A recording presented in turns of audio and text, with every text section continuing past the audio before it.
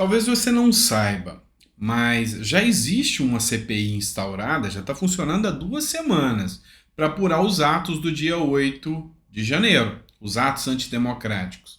Só que essa CPI é na Assembleia Legislativa do Distrito Federal, instaurada por petistas com o apoio do MST, dentre outros movimentos sociais. Aí você já imagina o que dá, né? Só que a grande questão é que agora o tiro pode virar pela culatra, porque o Anderson Torres, que se encontra preso, foi convocado para prestar depoimento lá na CPI. E o Alexandre de Moraes já deu prazo para que ele possa responder. O que vai sair desse depoimento do Anderson Torres? Nós vamos conversar aqui sobre isso. Também, ainda nesse vídeo, a gente vai falar sobre a questão dos combustíveis. Como a mídia se manifestou em relação aos combustíveis durante a gestão Bolsonaro. E agora que a gestão é PT? Como a mídia está militando? Como é que a mídia está noticiando isso? Eu vou explicar para você que você vai entender um pouquinho mais. Também vamos falar sobre Marcos Duval. Pois é, Marcos Duval está sofrendo ameaças de morte. E vem do lado do ódio do bem, tá? Então, agora Marcos Duval já prestou queixa, está sofrendo essas ameaças e eu vou explicar para vocês um pouquinho mais do que se trata. E também ainda vou falar nesse vídeo com vocês aqui sobre o desespero de Lula para poder cumprir ou cobrir os números de Bolsonaro. Mais uma vez, depois que Bolsonaro sai do cargo, vem mais uma informação de números excelentes do governo Bolsonaro. E isso aí está deixando o Lula desesperado. Afinal, ele mesmo reclamou que ninguém chama ele de mito, ele nunca vai conseguir ser mito. É só fazer da forma certa que talvez ele consiga isso. Então vem comigo, hoje é dia 1º, tá? Dia 1º de março de 2023, esse é o nosso terceiro vídeo do dia. Hoje eu tô meio perdido no tempo, vocês perceberam, né? Nosso editorial das 4 horas da tarde, seja muito bem-vindo, eu sou o Dr. Sandro Gonçalves, advogado, jurista, filósofo político. Prazer estar aqui com você para conversar um pouquinho mais sobre política e te esclarecer sobre alguns temas que estão aí nos noticiários aí, na mídia aí, que às vezes nem sempre traz da forma coerente como tem que ser. Combinado? Bora começar com a informação? Gente, é o seguinte, há 2 semanas atrás já iniciou uma CPI, já existe uma CPI, e essa CPI foi instaurada lá no Distrito Federal. Ela foi instaurada só com os petistas. São 8 deputados ao todo, estaduais, que estão lá no Distrito Federal, e o intuito deles é apurar quem são os mandantes, quem foi responsável pelos atos do dia 8 de janeiro. Só que acaba que esse tiro pode virar pela culatra. Quem está comandando a CPI lá no Distrito Federal, lá na Assembleia do Estado, tá? Legislativa do Distrito Federal, é o Chico Vigilante, que é petista e já foi ouvido movimentos do MST, movimentos sociais, a galerinha da esquerda. Só que agora eles pediram para fazer a oitiva, tá? Ter o Anderson Torres prestando depoimento. E eu vou falar um pouco sobre isso com vocês. Essa matéria é do Antagonista. A CPI dos atos antidemocráticos no DF pede a Moraes que libere Torres para prestar depoimento. A CPI dos atos antidemocráticos da Câmara do Distrito Federal, deputado Chico Vigilante, que é do PT, encaminhou nesta terça-feira um pedido ao ministro do Supremo Tribunal Federal, Alexandre de Moraes, para que Anderson Torres seja liberado para prestar depoimento à comissão. O que é a grande questão aqui? Pode ser, e o intuito, assim, é nítido, que o Chico Vigilante, que é do PT, defensor de Lula de toda sorte, ele queira ouvir o Anderson Torres para criar argumentos contra a CPI que será instaurada no Senado, no Congresso. O Alexandre de Moraes, ele deu prazo de 48 horas, agora ele está obedecendo o devido processo legal, deu prazo de 48 horas para que a defesa do Anderson Torres se manifeste se ele deve ou não prestar o depoimento. Lembrando que se Anderson Torres for esse depoimento dos atos antidemocráticos lá no Distrito Federal, coordenado só por petistas, ele vai ser bombardeado, ele vai ser fuzilado lá na CPI dos atos antidemocráticos do Distrito Federal. Mas, se realmente ele demonstrar que não tem nada a ver com essa situação, demonstrar que o buraco é bem mais embaixo, ou seja, teve infiltrados, demonstrar inclusive que Dino sabia. Se ele trouxer provas e no depoimento dele ele trouxer isso, ao contrário, em vez de enfraquecer a CPI que vai acontecer no Congresso Nacional, ele pode fortalecer a CPI e a situação fica ainda mais difícil para Lula e Flávio Dino. Bora falar agora sobre combustíveis. Vamos falar sobre como a mídia lida com isso e ela trata isso. Bora entender um pouco? Presta atenção. Essa matéria aqui é do G1, tá? E essa matéria aqui foi publicada em abril de 2022. Lembra quando os combustíveis estavam altos e Bolsonaro anunciou a desoneração para reduzir o valor dos combustíveis? Pois é, a mídia noticiou dessa forma. Efeito cascata. Entenda como a disparada de preço dos combustíveis afetam também os que não têm carro, ou seja, afeta os mais pobres. Logística é um dos primeiros setores a serem afetados e como 60% do que é consumido e produzido no país é transportado pelas estradas, o impacto no segmento acaba recaindo sobre outras áreas. Ou seja, nesse ponto aqui, eles falavam o quanto o combustível mais alto impacta quem não tem carro, impacta também as pessoas mais pobres, impacta como um todo. Então, o quanto era danoso o valor alto dos combustíveis. Lembrando que essa época, abril, a gente ainda estava com combustível num patamar elevado, tá? Do ano passado. Olha só o que a Miriam Leitão traz aqui, tá? Agora é novo, tá? Olha só, cobrar imposto da gasolina é o melhor do ponto de vista social, fiscal e ambiental. Por mais impopular que seja, não faz sentido o país abrir mão de 52 bilhões por estar preso em uma armadilha montada pelo governo Bolsonaro.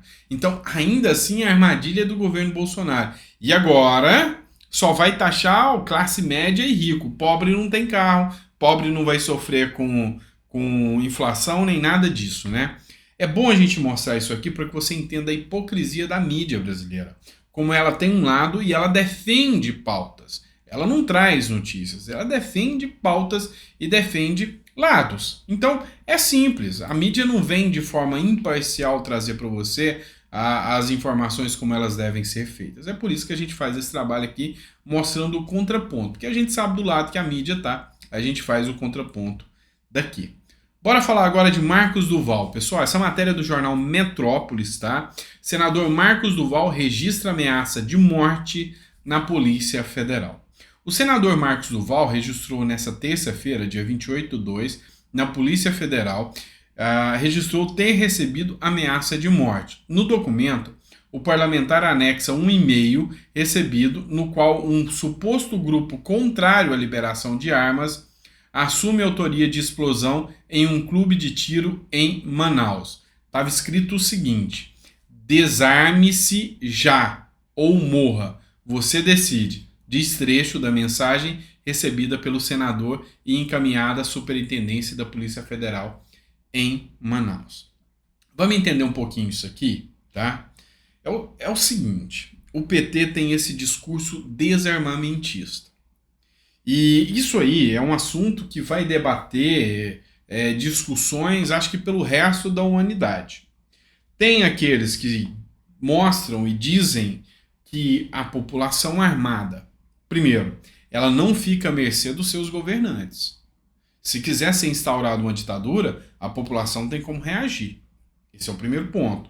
Segundo, historicamente, em alguns dados, por exemplo, tem um material de Harvard que traz o aumento em 178% da aquisição de armas nos Estados Unidos, em contraponto a 30% da diminuição de mortes por arma de fogo. Ou seja, é um contrassenso. Pessoas mais armadas, bandido com medo. Pessoa que tem responsabilidade com arma na mão, o bandido tem medo. Então, assim, é um contrassenso, tá? É um contrassenso gigantesco. E por que eu estou trazendo esse ponto aqui para vocês? Hoje, eles querem desarmar a todo custo. A gente noticiou no final do ano, começou a haver explosões estranhas, totalmente estranhas, em clubes de tiro, inclusive em aliados, preste atenção, ao governo Bolsonaro. Teve explosão na loja da Havan, que ainda não foi concluída a investigação e parece que nem vai ser. Teve explosão na loja do Coco Bambu, teve explosão em lojas de armas. Garanto uma coisa para vocês, há algo estranho nessa situação. E segundo Marcos Duval, esses que ameaçaram contra armas, esse grupo contra armas, assume a autoria dos ataques a esse clube de tiro em Manaus, que inclusive levou a vida de algumas pessoas que estavam lá. Se eu não me engano, 3 pessoas acabaram falecendo nesse caso. Mas por que eu quero trazer esse ponto com vocês aqui? Vamos lá, vamos analisar essa matéria que foi publicada pelo príncipe Luiz Felipe de Orleans e Bragança, deputado federal do Rio de Janeiro. O número de assassinatos cai para o mínimo histórico em 2022 no Brasil. Dados do Fórum Brasileiro de Segurança Pública apontam 40,8 mil mortes violentas no ano passado, redução em 1% em relação a 2021. Só que, durante a gestão Bolsonaro, com liberação de armas, a gente viu muita coisa acontecer. Uma delas, MST sumiu. Outra delas, diminuiu o número de homicídios. Aí, a hipocrisia vem falar, mas é porque tinha pandemia, o povo não saiu pra rua, é por isso que não aconteceu. Mas é porque as facções criminosas que resolveram fazer um cessar-fogo. Beleza. Quais são os índices de homicídio e de violência depois que o governo Lula já assumiu? Já começou a subir, né? Então, assim, Lula tá desesperado porque ele sabe que ele não vai cumprir. Bolsonaro entregou o PIB acima de China e Estados Unidos. Bolsonaro entregou com a menor taxa de desemprego, inclusive entre negros, entre mulheres, dos últimos 16 anos, desde a série histórica de 2016. Bolsonaro entregou com o menor índice de violência. Pois é, esses números assustam e assustam muito o PT. E é por isso que vai ficar difícil o PT se manter com a narrativa. O que eu já conheço de gente que votou no PT e arrependeu, não está na conta, viu? Foi rápido demais. Inclusive já tem uma pesquisa que está circulando aí que, vamos ser sinceros, pouca gente confia. Eu mesmo não conheço ninguém que votou em Bolsonaro que se arrependeu e resolveu apoiar o PT agora. Mas que votou no PT e que se arrependeu, aos montes. Então, eles estão desesperados porque os números não mentem, tá? Então, você tem 2 pontos. Você tem uma gestão que mostra resultados e, por outro lado, você tem uma gestão que, infelizmente, fala, mas não faz. Você vê os índices aí, pelo menos os números para o próprio desmatamento da Amazônia. Será que o governo vai ter competência para resolver? Será que você está vendo a mídia fazer aquele escárnio do desmatamento da Amazônia, assim como foi feito no governo Bolsonaro? É mais interessante falar sobre as emas gordas que morreram lá no Palácio do Planalto para a mídia do que falar sobre o recorde de desmatamento na Amazônia no governo PT. É absurdo, não é? Beleza, pessoal? Se você ficou até o final do vídeo, coloca no comentário que você ficou até o final do vídeo. Coloca aí que você está gostando do nosso conteúdo ou não. Vamos aprimorar sempre, tá? Então, assim, o seu ponto de vista é importante para que o nosso canal continue trazendo conteúdo de qualidade, de relevância para você.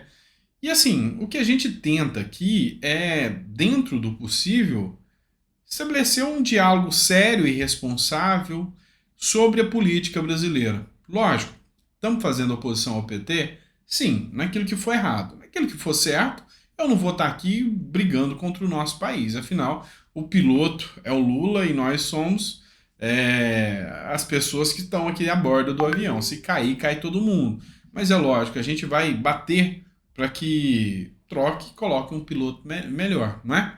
Então a gente estuda mais ou menos da seguinte forma. Tá voando. Se a gente tiver uma parada e tiver a chance de trocar e colocar um melhor, coisa boa. Se não tem, enquanto não troca, vamos ficar vigiando. A hora que ele der um erro e escorregar, a gente dana e manda ele voltar. Então vamos fazer o papel de copiloto aqui dessa história, tá bom? Um abraço, pessoal. Fica com Deus. Eu volto às 7 horas da noite trazendo mais conteúdo para vocês. Não sai daí não, viu? Não abandona o canal não, que eu volto pra gente conversar, tá bom? Abraço, fica com Deus e até lá.